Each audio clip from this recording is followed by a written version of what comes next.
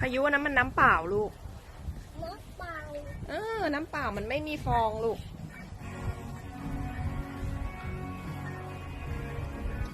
ยูต้องถืออีกฝั่งหนึ่งครับไม่ใช่ไม่ได้เป่าตรงนั้นครับพายุครับพายุฟังหม่ามีลูก